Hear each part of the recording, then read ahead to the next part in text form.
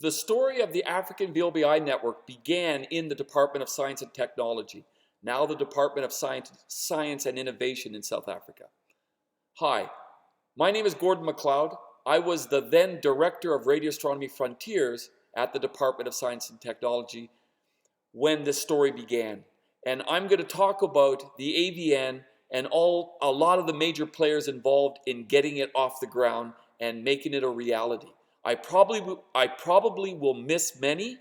I will focus mostly on those working on the project, and I'm only going to get up to the point where Ghana is finally up and running. So the commissioning of the Ghana telescope, which you can see above me. But that is the story we're going to tell today, the AVN and how it can impact Africa. The GERA Foundation presents this series called Navigating Research.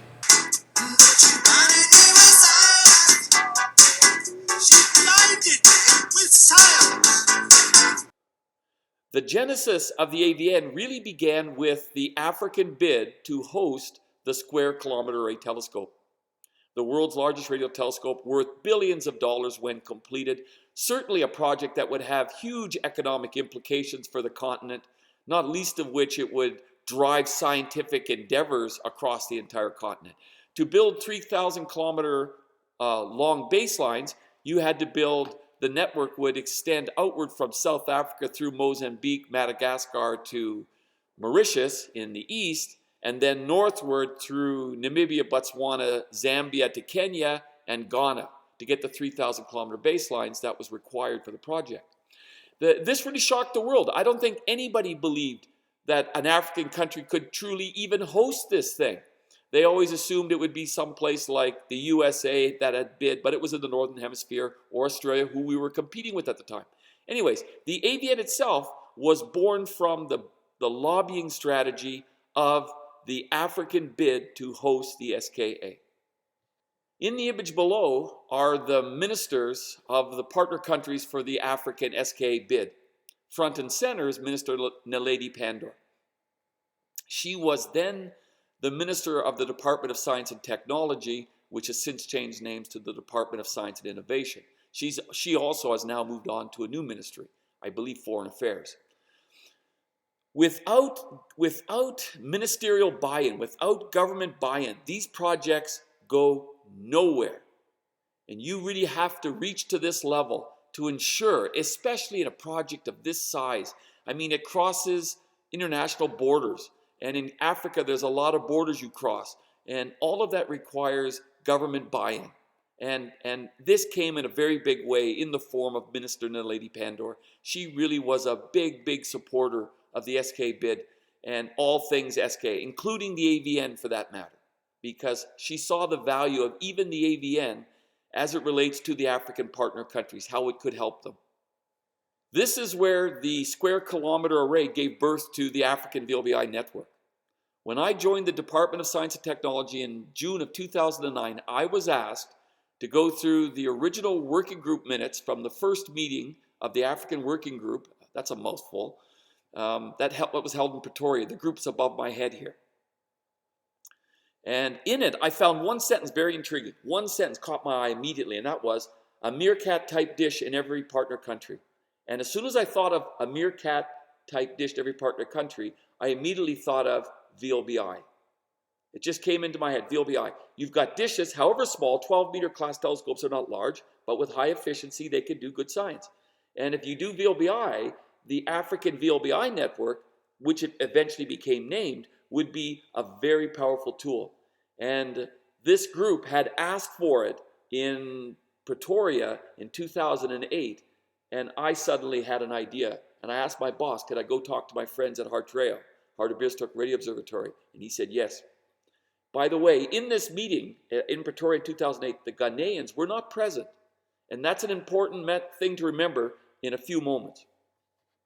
For those of you who don't know who I am, I used to work at Hartbeespoort Radio Astronomy Observatory. It was my first postdoc after graduation from Queen's University in Canada. And I became very good friends with all of the people in this picture and the rest of the people that work at Hartreo. And to this day. Mike was the director at the time. Ludwig was the geodesy expert. And Jonathan Quick was the person responsible for VLBI. And when I went to the observatory and asked them a simple question, do you think 12-meter class telescopes in these 8 partner countries linked to Hartreo could be a decent VLBI network? And I wouldn't say the answers were enthusiastic. Jonathan was typically a little not negative. He wasn't negative at all. He said, yeah, you can, but 12 meters a bit small. Ludwig was saying, yeah, you can do geodesy, but you could do geodesy. And we all kind of thought maybe this is worth something. But the bottom line is it sparked an idea in each of them. And Mike and Ludwig got together and wrote the science proposal for the African VLBI Network. And in it, we gave it the name, the African VLBI Network. One of my friends was visiting from Polytechnic, Namibia. He was an expert in GIS services, etc. Lamek Mwena. And I took him out to the observatory to see the place and talk about science and what can be done, etc. And while we were out there talking with Mike Gaylord, the director at the time, Lamek said, "Hey, we got a telecoms dish like this in Zambia." And it gave Mike an idea. Mike thought, "Hey, that's interesting. That's a good point. How many telecoms dishes are there around Africa?" And these telecoms dishes are 30-meter class telescopes. They're for telecommunications, but they really are just radio telescopes converted to listen to satellites instead of stars. So Mikey went away and he started looking through his stamp collection, and he did searches on the internet, etc., to find all of these telecoms dishes all over Africa, and he found 23 in 19 countries. So he literally took this simple idea of having 12-meter class telescopes, and he found 30-meter class telescopes that could be converted, and this had been proven successful in several countries already. So this really made the AVN a very exciting project, because now you have world-class. If you could convert 30-meter class telescopes, you will have a VLBI network that would rival every other network on the planet. The African VLBI would rival the LBA in Australia, the Japanese network, the EVN in Europe, and the VLBA in America. It really would be that powerful if you could do something like this. And it was Mike's superpower. He was always able to take an idea and turn it into an even better idea. And this was it. And literally, from looking at his stamp collection, he found ones that commemorated the installation of telecoms dishes. In 2010, the World Cup of Soccer was hosted in South Africa. And why am I telling you this? You're thinking, what the hell has soccer got to do with science? Well, it's got a big thing to do with it. Because in order to host the Soccer World Cup, the Football World Cup in 2010, South Africa and Africa had to have high-speed fiber coming down its coast. And you can see them here running down the coast. And they needed redundancy in order to provide the services to the world to make money from the World Cup of Soccer. Pretty simple idea. But what does that matter? Who cares? Well, the point is that all those big telecoms dishes were no longer useful. They became redundant because this fiber made them redundant. It's cheaper and faster on fiber than it is to use a big telecommunications dish. They're very expensive to operate. Well, relative to a fiber that sits underwater and does nothing. So we got really lucky. The World Cup of Soccer made all these dishes redundant and made them available to us. So the AVN could get better because those dishes were just sitting there. We had to find one and we had to be able to convert it. They become realities when people give you money. Then it gets real fast. And when someone gives you 120 million bucks, 120 million rand, I should say, then the project can take off. So Wilson Matakenya and my boss Tsepo Tsekwe were two of the main players in ensuring that we were able to get funding from the African Renaissance Fund. Remember I told you earlier that the Ghanaians weren't present at the original working group meeting for the African bid to host the SKA. They weren't present. They had a government change and the new minister came in and she liked the idea. She thought it was interesting. And she put forward a person named Adelaide Asante, a really dynamic woman, my counterpart in her department, and just so capable. And she drove she saw the opportunity and she drove the development of it in Ghana. So she immediately went back to her minister, convinced them, we have a telescope in our backyard. Why don't we get access to it? And that's precisely what happened. They went to Vodafone. They negotiated with Vodafone to take access, to take ownership of the telescope. And they even had me on the line at the meeting so I could answer questions about concerns that Vodafone might have if they needed it. You know, if the fiber goes down, they may use it as a backup. So I said, well, it's no problem. It's just going to cost a little bit more to do that. But they, in the end, were quite happy to hand it over to us.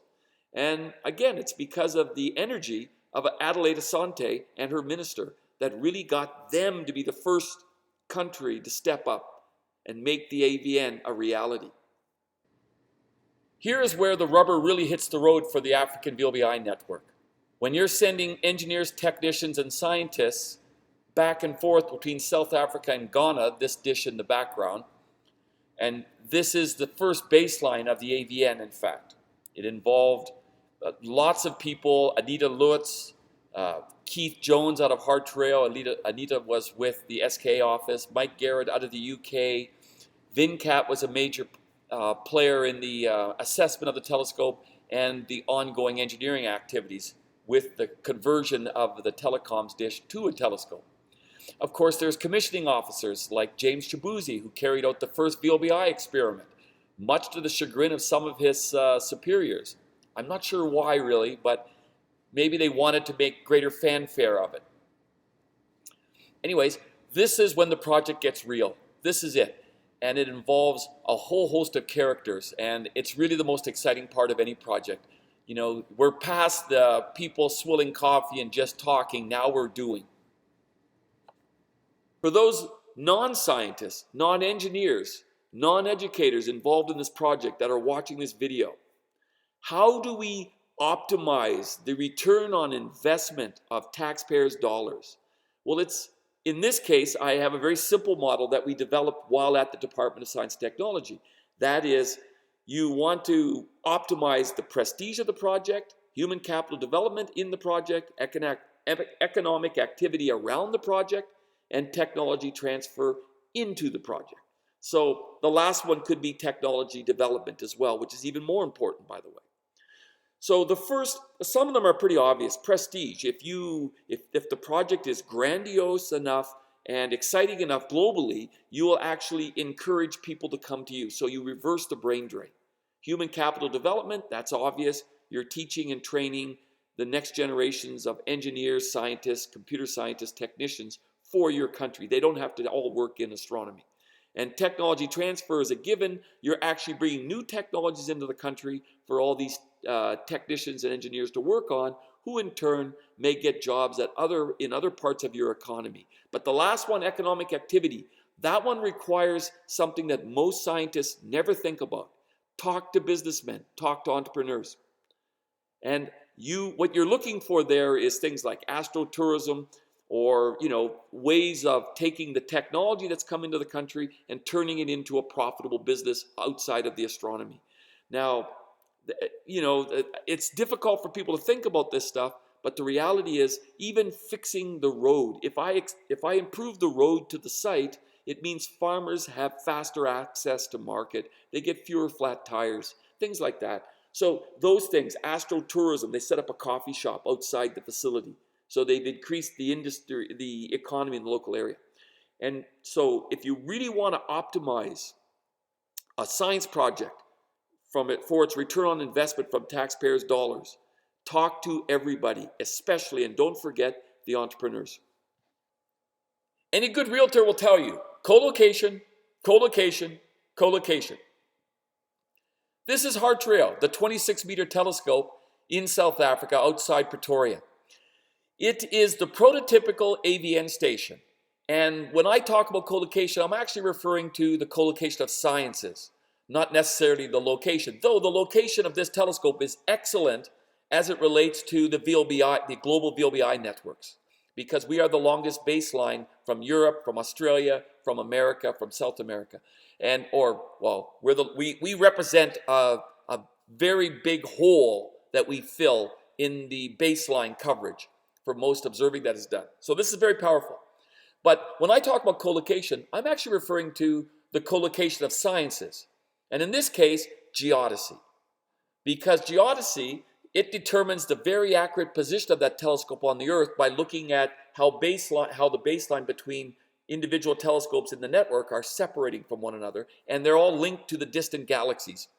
So that accurate position can be translated to our satellite laser ranging system, which is co-located at Hartrail, which can then beam up to satellites and accurately fix the orbits of a satellite, thereby improving the accuracy of the GPS network, which is that bronze monument in the foreground. Hartrail has a network of those bronze monuments across southern Africa and including in Antarctica. And they're continuing to expand that if they can get funding. So, but the real value of Hartrail is geodesy. Why? Because when you're going to your next destination, when you're driving down the road, you're not sure where you are, and your navigation system's saying, turn left 400 meters. Hartrail is the reason you can trust that number. Without Hartrail, there's not as much trust. The values degrade. And so you need Hartrail to know where the heck you're going sometimes. And that is the real value to the taxpayer of South Africa, is the geodesy that this thing gives. And that's because of the colocation of sciences. And that's what we want to do for the AVN stations. We want to replicate Hartrail at the AVN stations. Not just astronomy, which this thing does good astronomy too, but we also want to do geodesy. That's how you add value. This is George Nicholson, the first director of Hartrail. He hired me and brought me to South Africa, and I don't know if he regrets that. But anyways, he introduced me to the idea of colocation of sciences. Now, we didn't call it that then. We just did our astronomy. I did masers, I did surveys, I did monitoring. Other people did pulsars. Other people did late type stars monitoring. Other people would look at galaxies, etc. But we also did VLBI, astronomy, and geodesy.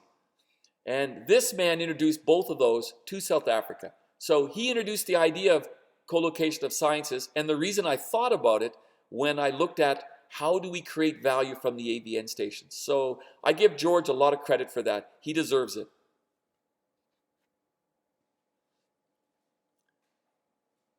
Here you can see a photograph of the students that attended the annual bursaries conference for the SKA in 2018 in South Africa. And when that conference series started, there were only tens of students. Now there's hundreds. They are our stakeholders. They are the people we're building the AVN for. They will be the people who build it, the people who use it. They'll be the people who break it and fix it. And they'll be the ones that make incredible discoveries and new inventions. And these are the people we're working for. This is the reason for the AVN, right here. This is it. These people come from all over Africa. They represent, I don't know how many countries are represented here, but it's substantial. It's all over Africa. It's not even just the African partner countries. These people are who we work for. This is why we're building the AVN. And this is why we need to build the AVN. The GERA Foundation will produce more videos like this. Please like, share, or subscribe if you enjoyed this video.